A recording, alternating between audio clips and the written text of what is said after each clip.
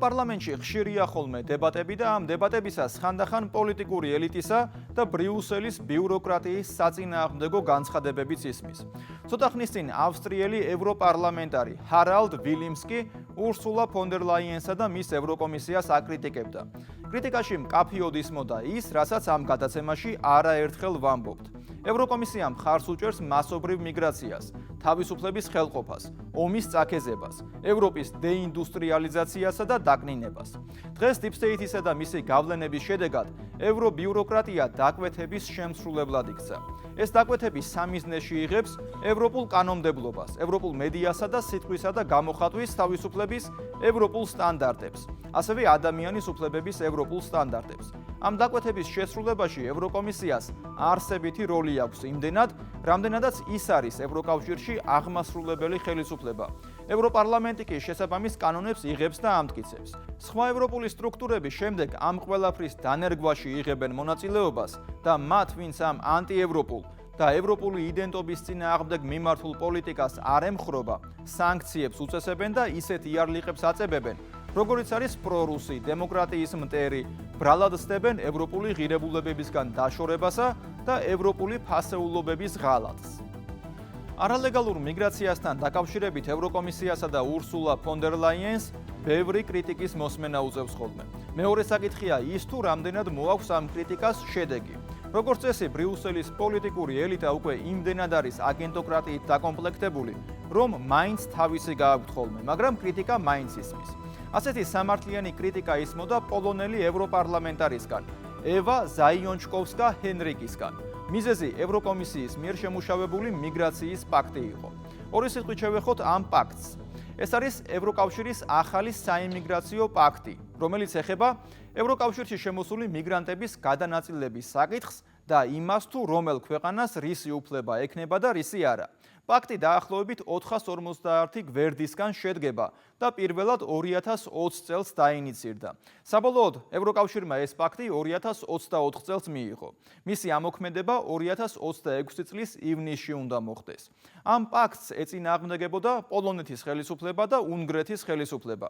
ვიქტორ ორბანი იმასაც ამბობდა, რომ ახალი რეგულაციების მიზანია მიგრაციული ნაკადების რეგულირება და არა შეწყვეტა.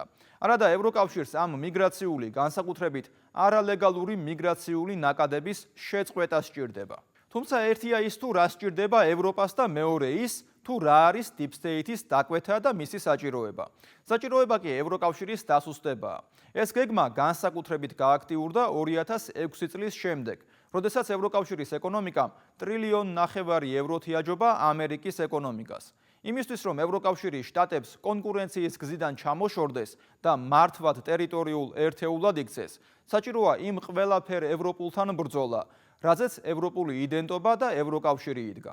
ამაში არალეგალურ მიგრაციას თავისი ძალიან დიდი როლი აქვს. ჩვენ არაერთხელ გვითქვამს, რომ მიგრანტის გაევროპელება არ გამოდის. სამაგიეროდ არალეგალური მიგრაცია იწვევს ევროპული იდენტობის გაქრობას, ეკონომიკურ სირთულეებსა და დანაშაულის ზრდას. ბოლო კვლევები აჩვენებს, რომ პირდაპირი კავშირი არსებობს ევროპის ქვეყნებში დანაშაულის დონესა და არალეგალური მიგრაციის ზრდას შორის.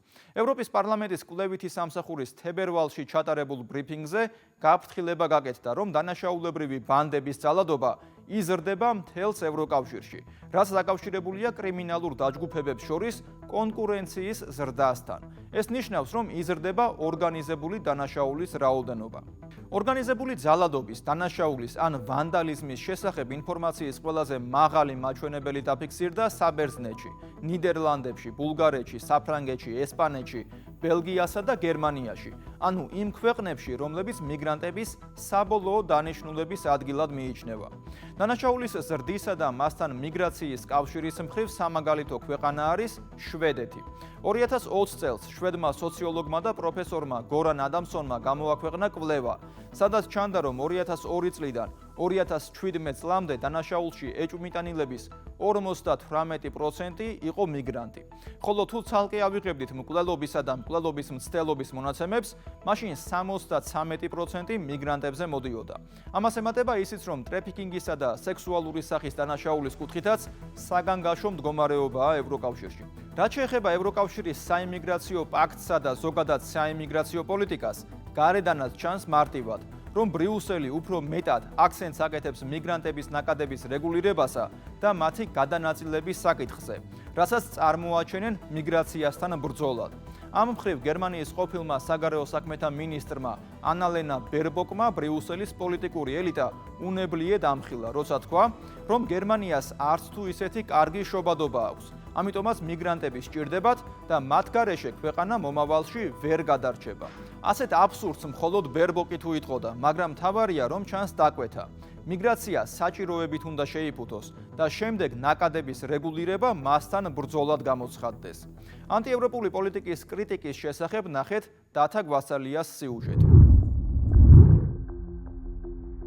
დროთა განმავლობაში ფსევდოლიბერალურმა დიქტატმა, რომელიც ბრიუსელის სამარკო ნიშნად იქცა, ერთ დროს დემოკრატიით, უსაფრთხოებითა და ძლიერი ეკონომიკით მიმზიდველი ევროპა, ყოფილ ევროპად აქცია.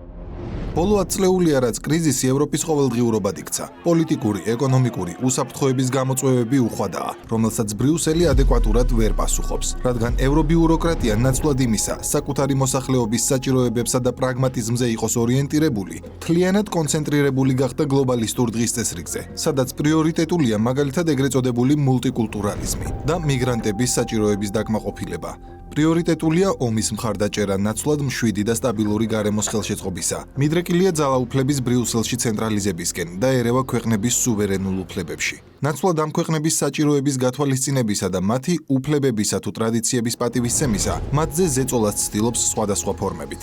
ევროპული დემოკრატია კვდება, რადგან თავად ევრობიუროკრატიამ დაკარგა დამოუკიდებლობა და გლობალური ომის პარტიის მარიონეტად იქცა. შედეგად კი თავად უთხრის ძირს კავშირის ფუნდამენტებს, რაზეც იტალიელი ჟურნალისტიც საუბრობს, რომელმაც მოამზადა ანგარიში სახელად ევროკავშირის პროპაგანდისტული მანქანა. ევროკომისიას აქვს საკუთარი USAID-ის ეკვივალენტი ორგანიზაციები, რომლებიც იგივე საქმიანობას ეწევიან. ევროკავშირის უახლეს ბიუჯეტში, რომელიც მოიცავს მრავალწლიან პერიოდს 2021-დან 2027 წლამდე, წარმოადგენს ახალი თავი, რომელიც ორიენტირებულია გარკვეულ ღირებულებებზე.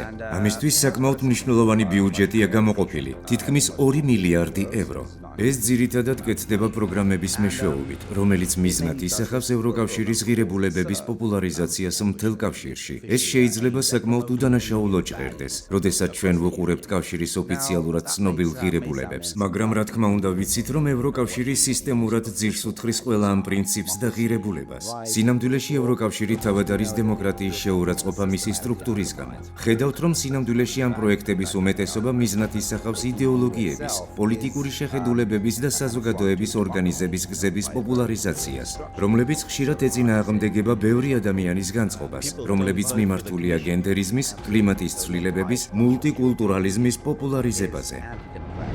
შედეგად ბოლო წლებში წარმოებული პოლიტიკით ევროკავშირი სრულად გასცდა ევროპულ იდეას.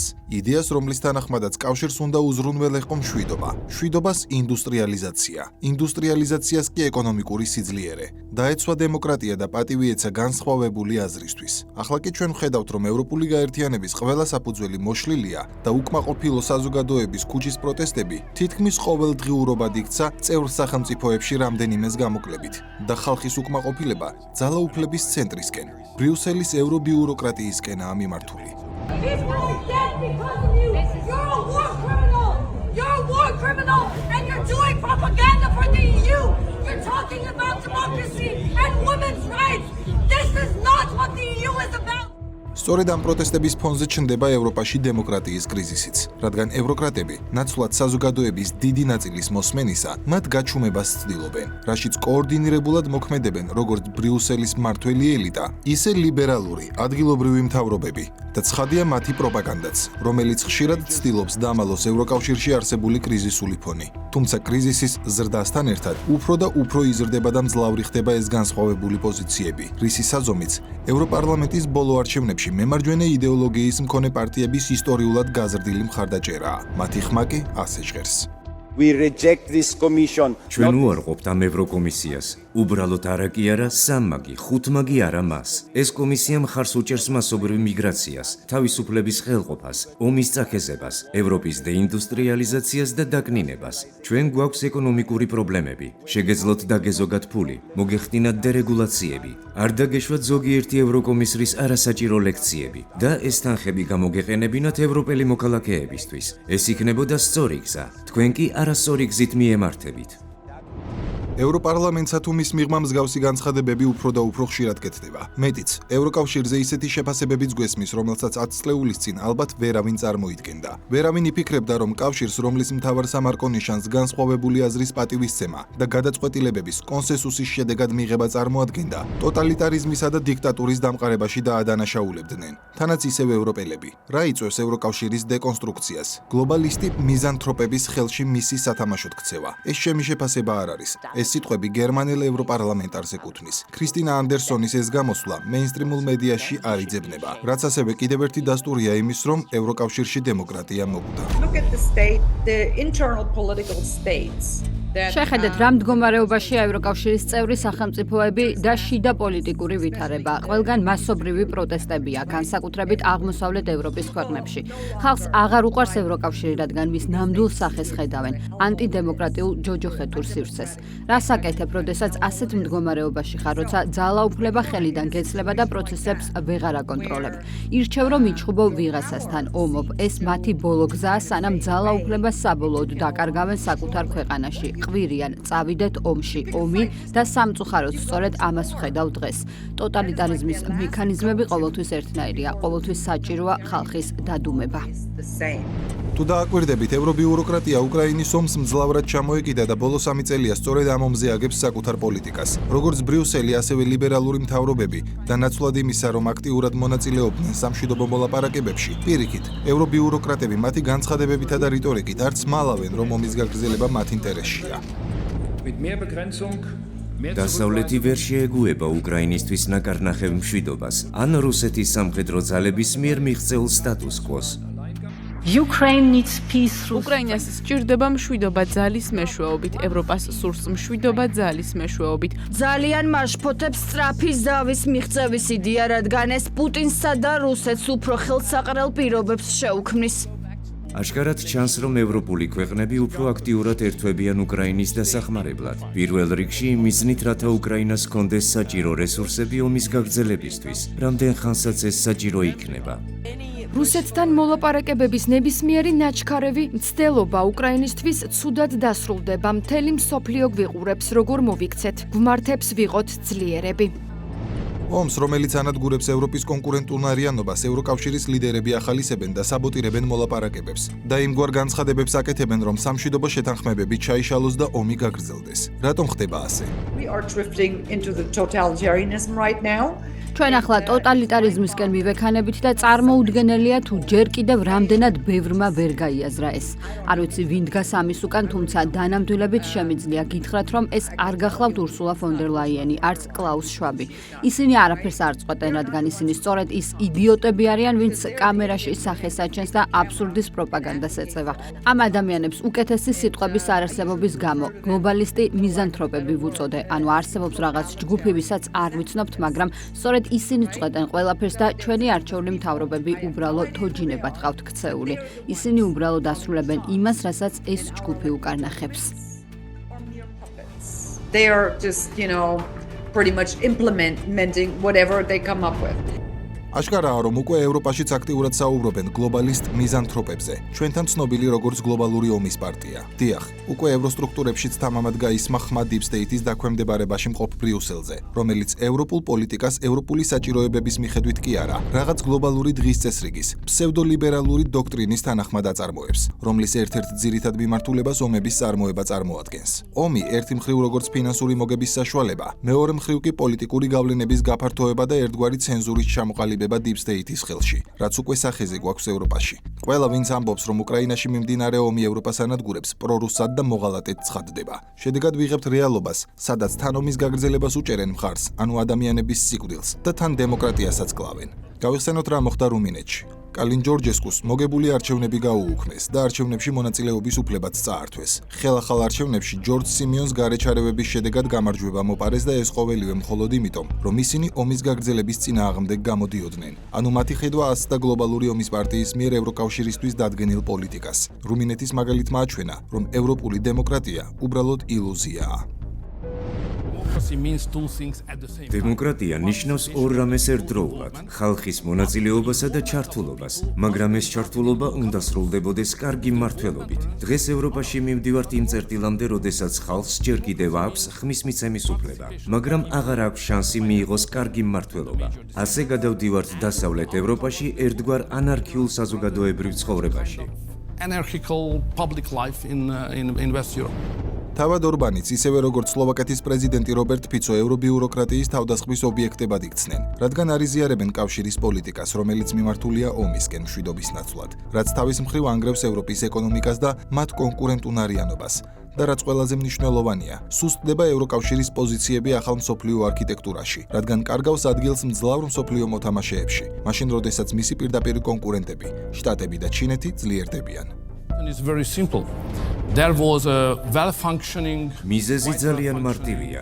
არსებობდა კარგად მოქმედი, სტრუქტურულად გამართული ევროპული ეკონომიკური მოდელი, რომელიც ეფუძნებოდა იაფ რუსულ ენერგიასა და მაღალ ტექნოლოგიურ ევროპულ წარმოებას. ეს კომბინაცია კონკურენტუნარიანობას გვაძლევდა, მაგრამ ომის შემდეგ თავი მოვიჭერით. დავკარგეთ იაფი ენერგია და არ გვაქვს ახალი სტრატეგია კონკურენტუნარიანობის შესანარჩუნებლად. ძველი მოდელი დავკარგეთ, ახალი კი არ გვაქვს. დღეს ჩვენ არ ვიცით, საით მივდივართ. არ არსებობს კომპასი. უბრალოდ ყოველდღიურ პროცესებს ვმართავთ, მაგრამ რეალური ხედვა და გეგმა არ გვაქვს, რა უნდა იყოს ევროპის მომავალი. ამ კითხვას პასუხი არ აქვს.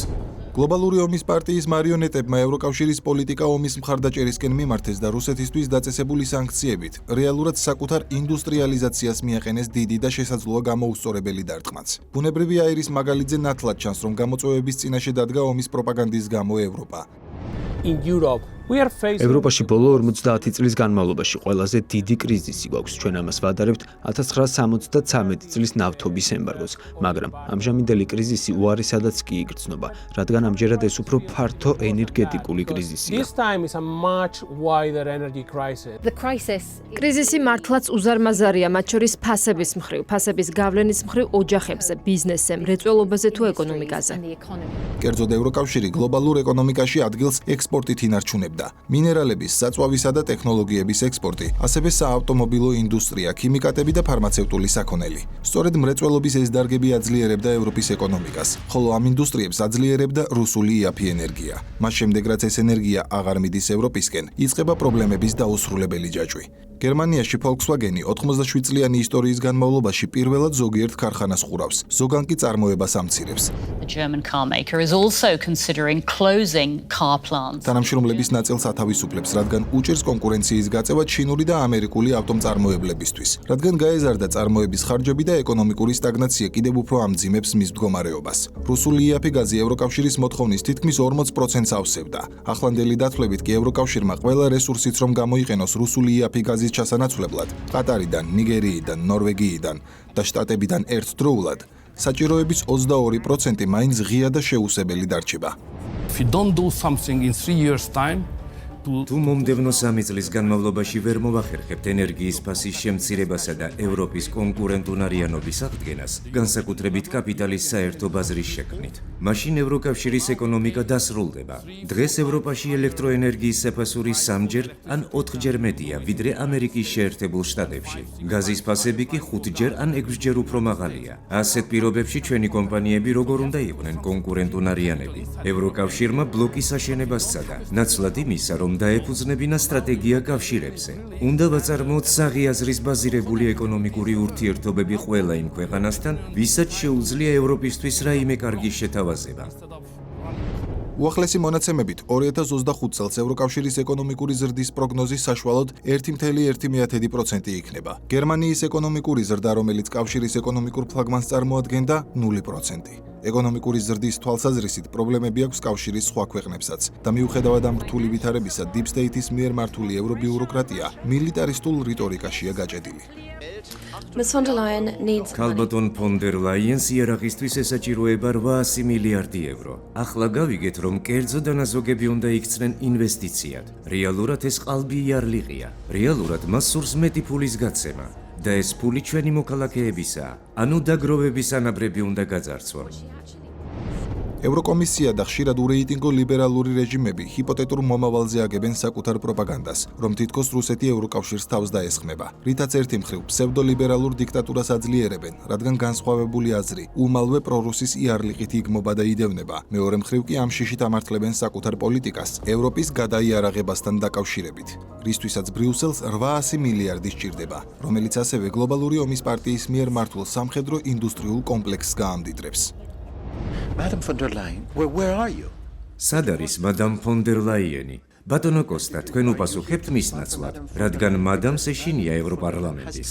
ჩვენ გვაქვს მუხლი 822, რომელიც ეხება ევროპის თავდაცვას. ჩვენ განვიხილავთ ევროპის ხალხის თავდაცვას და ვსაუბრობთ 800 მილიარდ ევროზე, მაგრამ იტანჯებიან ევროპელი ოჯახები და არ გვაქვს ფული მათ დასახმარებლად. ევროკომისიის მიერ დამტკიცებული პოლიტიკები ძირს უთხრიან ევროპულ ოჯახებს. ჩვენ ვლაპარაკობთ ავტოკრატიულ სისტემებზე, დიქტატურაზე, დემოკრატიის გაუქმებაზე და ეს რამდენიმე დღის წინათ ვიხილეთ რუმინეთში და ევროკომისიამ არაფერი გააკეთა ამის შესაჩერებლად. პირიქით, მხარი დაუჭირა. ჩვენ ვსაუბრობთ უმთავრეს საკითხებზე, მაგალითად უკანონო მიგრაციაზე, კრიმინალურ ვითარებაზე. ყველა ეს საკითხი ძირს უთხრიან ჩვენ საზოგადოებას. ევროპელი მოქალაქეებისთვის ეს საგანგებო საკითხებია. მადამ ფონ დერ ლაიენ, ევროპის მოქალაქეებს არ ეშინიათ, რომ დასავლეთ ევროპაში შემოვლენ რუსეთის ჯარისკაცები. გარდა ამისა, ის, რამაც ერთ დროს მიმზიდველი ევროპა ყოფილ ევროპად აქცია, მიგრაციული პოლიტიკაა. უკონტროლო მიგრაცია, რომელიც ასევე ევროპული ქვეყნების უნიკალურობის განადგურებას ისახავს მიზნად და გლობალისტების მიერ თავსმოხვეული სენია, მულტიკულტურალიზმის სახელით. მილიონობით მიგრანტი, რომელიც ვერ ახერხებს ინტეგრაციას, ვერ ახერხებს ევროპული კულტურის ნაწილად ქცევას, ეკონომიკური პრობლემებით დახუნძლულ კავშირს კი უჭერს მათი უზრუნველყოფა, ხდება ის, რამაც სრულიად ევროპა მოიცვა. დაპირისპირებები, არეულობა, ქაოსი, კრიმინალის ზრდა.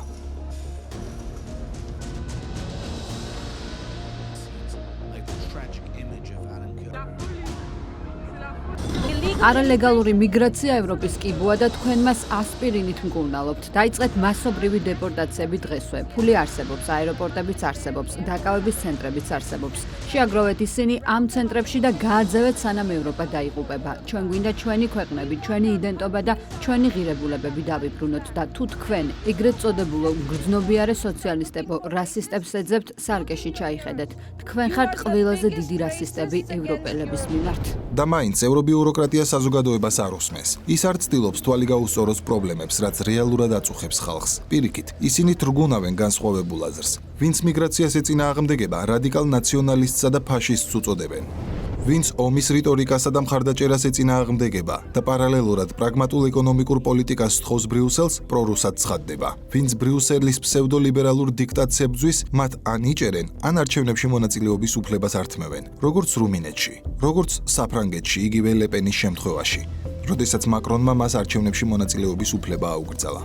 ევროპელებს დიდი ხანია აღარ ეძლევათ მოჯადოებული წრიდან გამოსვლის შესაძლებლობა, რასაც გერმანიის მაგალითიც მოწმობს, სადაც ქრისტიან-დემოკრატიული პარტია, რომელიც მიგრაციული სიგიჟის შეწყვეტის დაპირებით მოვიდა, პირობა უკან წაიღო, რადგან კოალიციის ჩამოყალიბება Deep State-ის მორჩილ შოლცის პარტიასთან მოუწია. ნაცვლად იმისა, რომ მეორე ადგილოსან ალტერნატივა გერმანიასთან ეთანამშრომლა. თუმცა რა თანამშრომლობაზეა საუბარი, როდესაც მისი აკრძალვაც კი უნდოდათ და ექსტრემისტ ორგანიზაციად გამოაცხადეს. ფაქტია, რომ ევროპაში დღეს მხოლოდ ერთი ინტერესი არსებობს, Deep State-ის ინტერესი, რომელიც ევრობიუროკრატიის ხელით ანგრევს ევროპას და განსხვავებულ აზრს არსებობის შესაძლებლობას ართმევს. ევროპელებს ვერასდროს დააჯერებდი, რომ უარი ეთქვათ საკუთარ ეროვნულ სახელმწიფოზე და ეროვნული სუვერენიტეტი ერთი მსოფლიო მთავრობისთვის ჩაებარებინეთ, მაგრამ რადგან ევროკავშირის ინსტიტუციები შეიქმნა, ეს ფაქტობრივად იქცა ხიდად ერთგვარ ეტაპად და ეს ყველაფერი მოხდა იმ საბაბით, რომ ევროპამ საუკუნეების განმავლობაში უამრავი ომი გადაიტანა და რომ საჭირო იყო ამის შეჩერება. გამოსავალიც მათი თქმით ერთიანი ევროპაა, ევროკავშირი. და აი ამ გზით თანდათანობით ძალაუფლება ბრიუსელს გადაეცა, ჩვენთვის ეს აშკარაა. მათ საბოლოოდ სურთ ერთიანი მსოფლიო მთავრობის შექმნა და ლიბერალური, ღია, დემოკრატიული საზოგადოებების კოლექტივისტურ სისტემად გარდაქმნა, სადაც ადამიანი გახდება მარტივად სამართავი მოქნილი ნაწილი, რომელსაც გადააადგილებ იქ, სადაც აღნიშნულ გლობალისტ მიზანთროპებს სჭირდებათ. აი სწორედ ამიტომ არსებობს ევროკავშირიც.